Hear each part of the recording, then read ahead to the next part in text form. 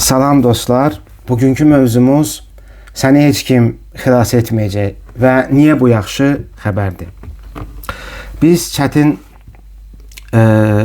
zamanlarımızda öyrəşmişik ki, kimsə qıraqdan gəlib bizə dəstək olub, bizi düşdüyümüz o çətin situasiyada xilas etməlidir və bu gözləntidə oluruq və bu gözləntidə də bizim uzun müddət vaxtımız gedir. Mən çətin periodlarımda dayağım yalnız, bu məndə belə idi, hər kəsdə belə olmur. Dayağım yalnız Allah idi. Allaha daha çox yaxınlaşdım. İnsanlar bir-başada həyatımdan çıxmağa və əslində bu plan Allahın planıdır ki, insanları həyatımdan uzaqlaşdırsın ki, mən daha da çox Allaha yaxın olum.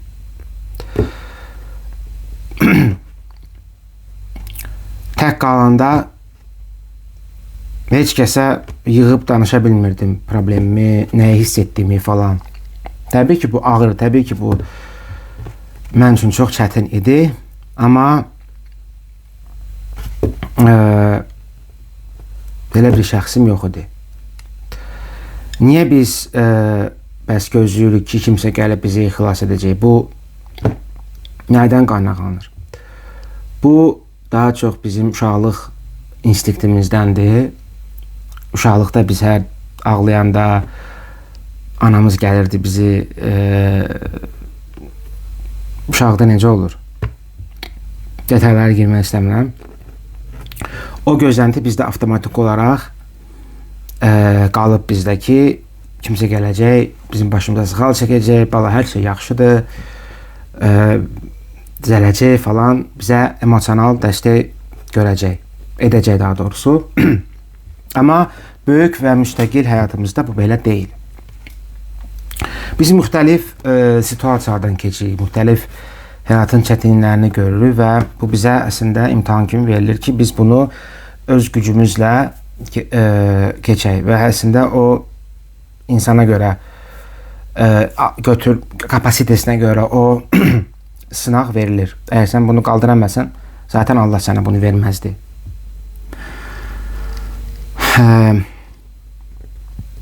Ona görə də biz bunları özümüz tək başına keçməliyik. Mən düşünürəm ən azı, hər kəsdə fikir fərqlidir. Niyə? Biz avtomatik olaraq kimisə arxa planda gözləyirik. Və bu bizim zamanımızı, vaxtımızı aparır. Elə insanlar var ki, aylarla gözləyir, depressiv situasiyalarda çoxusu hətta spirtli içki qəbul edir və başqa vasitələrdən istifadə edir.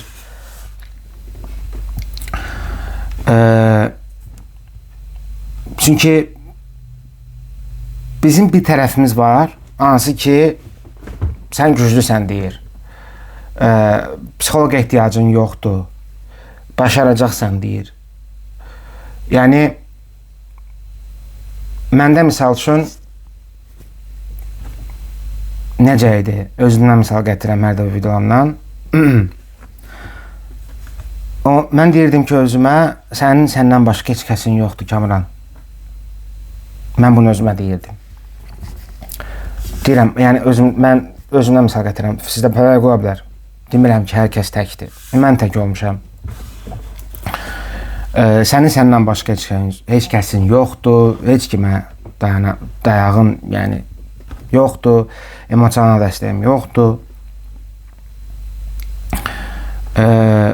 Və sanki bir növ özümə o zaman koçluq edirdim. Və pis də alınmırdı əslində. Bir növ insanlardan qapanıb, insanlardan uzaqlaşıb özümə qapanmışdım. Bir tərəfdən ola bilsin ki, yaxşı deyil, çünki insan dəstəyə ehtiyac duyur, amma hər kəsdə fərqlidir. Məndə sadəcə zəng eləyib dərdləşəsi insan yox idi. Ona görə mən bu mənə əslində daha da güclü etdi.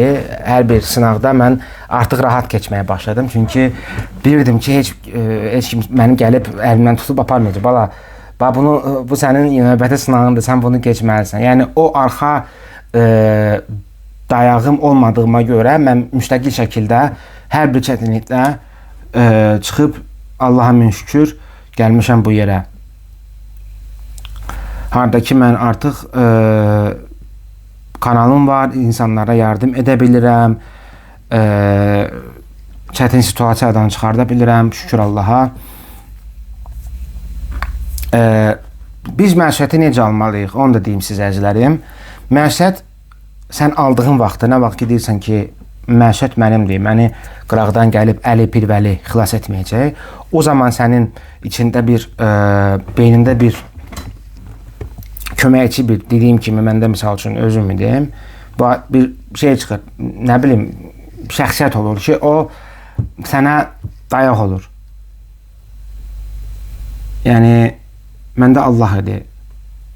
Mən çoxu dualar edirdim, gecələr yatmayıb dualar oxuyurdum, namaz qılırdım. Nədən başlaya bilərik, əgər bizim gücümüz yoxdursa? Birinci növbədə anlamaq, bu çətinlik nə üçündür, mənə nəyi öyrədir. Mənə misal üçün çətinlik nə öyrədirdi? İnsanlara çox güvənmə. Çünki mən güvənib mənə xəyanət eləmişdilər. Misal üçün, məndə bu belə idi. Güvən məsələsi idi. Güvəni öyrənməliydim. Özümü sevməyi öyrənməliydim. Sizdə fərqlidir.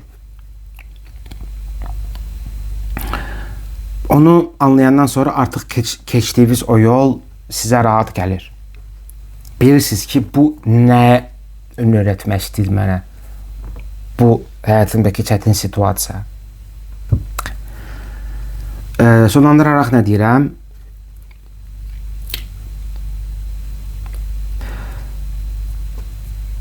Həyat dəyişmir. Dəyişən insanların qərarıdır.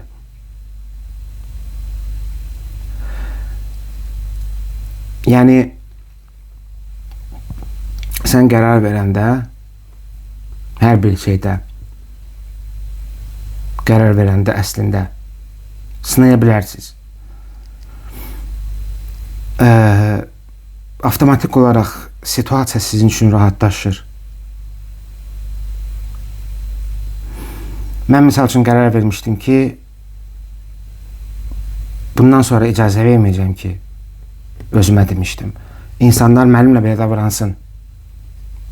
Qoymayacam, icazə verməyəcəm insanlar mənə xəyanət eləsin.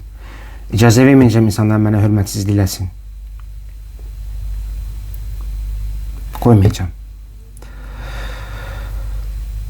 Ora qədər izlədinizsə, əziz dostum, videonu bəyəndi düyməsinə bas, mənə dəstək olmuş olarsan, dostlarına paylaşa bilərsən, bəlkə kimisə ehtiyac var həqiqətən. Mən niyyət eləmişdim ki, zaten qoy bu video ehtiyacı olan insanlara çatsın. Bəlkə bu sözləri eşitməyə ehtiyacım var. Mənim o zaman ehtiyacım var idi, amma yox idi həqiqətən. Çox ağır idi. Amma mən istəyərəm ki, sən üçün elə ağır olmasın. Əgər sən indi bu situasiyadan keçirsənsə, inan mənim səmimiyyətimə, əgər sualın varsa, əziz dost, yaz. Mən bütün kommentlərə cavab verirəm. Çalışdığım qədər tez cavab verirəm. Özünə yaxşı bax. Növbəti videolarda görüşmək ümidi ilə. Sağ ol.